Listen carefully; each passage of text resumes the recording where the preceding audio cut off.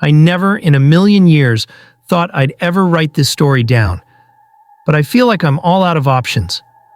I'm 28 years old, and I'm not a functional person. I don't sleep well on the nights I actually manage to close my eyes. My appetite has been gone for years. I'm on my third job this year, and will probably get fired soon from this one too. The times I'm not at work, I'm high or drunk. Usually both.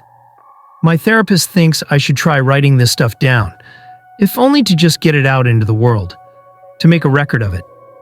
There's no better neutral party than a blank sheet of paper, she says. It reserves all criticism, holds no biases. I like her the best out of the many therapists I've tried over the years. She's the only professional I've seen who hasn't tried to talk me out of the facts of my own story, the things I've seen with my own two eyes. It's hard to tell how much of my account she actually believes, but maybe the truthfulness of it doesn't really matter to her. Whenever I've retold the story to her, as impossible as it seems, she always sits there with her cool, kind gaze, her eyes professionally trained to withhold judgment. The homework she assigned me this week is to write my story down in full, sparing no detail, no matter how painful. In bringing these things to light, she hopes I can begin the process of moving on. I can begin getting unstuck. I doubt it'll help, but at this point, I'm willing to try anything. The alternatives, after all, are much worse. So, here goes nothing. I was 13, having just finished 7th grade, when my mom got a new job in a small town 2 states away. The place where she worked had just shuttered, but her company had offices all over the country. It seems that corporate HR had seen enough value in her to try to retain her, which would mean transferring her to a different branch. This was 2009, mind you, and the thought of having to look for a job on the open market, especially as a single mother, was gut-wrenchingly terrifying. During the worst financial crisis of her lifetime, it seemed like there were 2 options: transfer or starve. My mom chose transfer. I was still a kid at the time, so these details only really became clear to me in hindsight. All I really knew about the situation was that I was moving away from all the friends I'd ever known to a new place I didn't even care about, for seemingly no reason at all. As an adult, I appreciate the sacrifices and hard decisions my mom made on my behalf. As a 13-year-old boy, I took it about as well as you'd expect. I hated every second of it. School hadn't started yet, so beyond unpacking our few boxes of belongings, there wasn't much to do during the day. I hadn't made any friends yet, and there was nowhere to go in town besides a mall that smelled like cigarettes and bleach and a movie theater that smelled like cigarettes and popcorn. I mostly stayed home playing video games and reading my old comics all day, but whenever my mom came home, I'd do my best to muster a cheery response when she asked me how my day was, plastering my best fake smile across my face. I tried my best to never let Mom see how miserable I really was. My dad died when I was 6, and my mom never remarried, never seemed interested in remarrying. We were a team of 2, and a team didn't work if its own members started turning on each other. So I gritted my teeth and tried to get through the summer, hoping that when school started up again and I enrolled in 8th grade, I'd at least find one living person that would like me enough to spend time with me.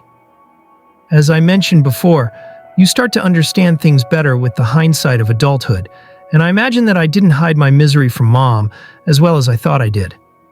It was evident in the way she tried to brighten up the home at every opportunity, tried to make memories with me in times when I'd try to withdraw. She'd fished her old record player from her college days out of storage and started playing music throughout the house after work. She'd take me to see movies on Saturday and wouldn't even crinkle her nose at how bad we both knew the place smelled. She cooked pancakes for dinner on random weeknights, go on walks with me Sunday afternoons when she could tell I'd spent all day in my room. She was trying her best, and I loved her for that. She even started going out every Sunday morning to the thick forest behind our house and bringing in bouquets of freshly cut flowers to add to the garden she was working on out in the backyard. She even brought a pot of fresh purple lilacs to my room one day, putting it in the far corner to, as she so lovingly put it, clear out that teenage boy smell. We had lived there for 3 weeks by the day I met with my therapist this week, and we discussed the writing assignment she'd given me and how it's been going so far. She didn't push for any details, but was instead more interested how I felt about the process as a whole, which I was thankful for. I wouldn't consider myself someone who is predisposed to happiness. But even I can admit that writing about that night, terrible as it was, felt good. It felt like something had been lifted, if even just for a second. I shared all this with my therapist, and she encouraged me to write again, pushed me to go deeper. Since I'm having a hard time sleeping tonight, I figured I'd follow her advice and give this another try. After all, there's a lot more story left to tell. And after that first night, there was a lot of terror yet to come. I moved through the early morning like a robot, dressing and making my bed with a heavy fog wrapped around my brain, intangible yet strangling.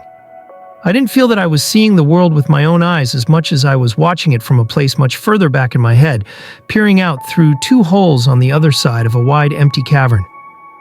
The acute terror I'd felt the night before at the finger's sudden appearance, combined with the incessant, lingering dread left behind by its equally sudden disappearance, had me feeling exhausted. Even though I eventually fell asleep, it couldn't have been for more than 2 or 3 hours at most. My half-lidded eyes were accompanied by a sore back that screamed whenever I twisted or stooped, courtesy of my bedroom wall. My mom was long gone by the time I made my way downstairs to the kitchen, having left for work several hours before. On the counter, I found a yellow sticky note next to two $20 bills. The note read, "Got invited to Friday night karaoke. Might make some actual friends tonight. I left you some money for pizza. Things might go pretty late, so I'll probably see you tomorrow morning. Pancakes for breakfast, I promise. Love, Mom." The kitchen somehow felt more silent now than it had just moments before I'd read the note, and my throat tightened as the realization dawned on me that I'd be left alone all night. All night.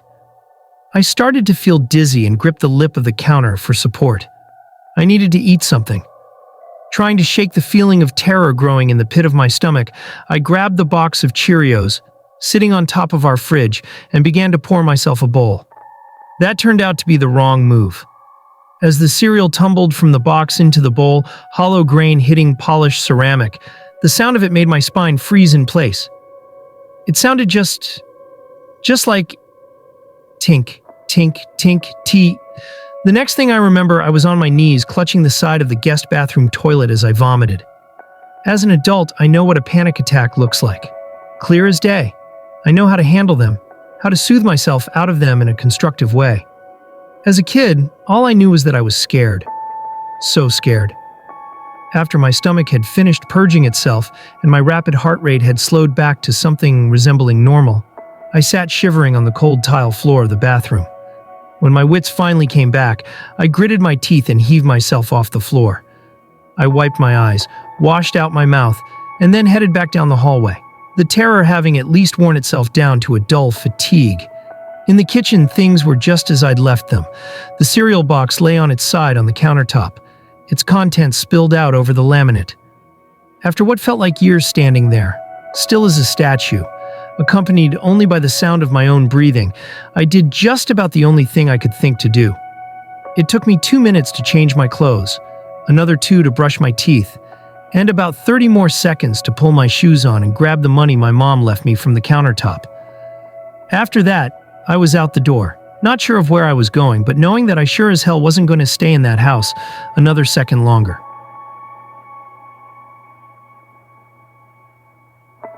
The house we'd moved into was in a new subdivision of homes just outside the center of town, about a 45-minute walk along newly paved sidewalks. My mom's business hadn't been the only one to build offices in the area over the past few decades, and since the people that moved there tended to stay, housing continued to expand outward into a region that grew very rural very quickly. My own neighborhood brushed up against a large forest, the same one that my mom had been gathering flowers from to build her budding garden over the past few weeks.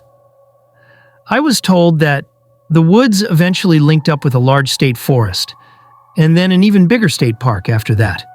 It was like a system of tributaries made of roots and brambles, growing more wild and more untamed as it went along. As I walked the sidewalk toward town, the side of the road grew more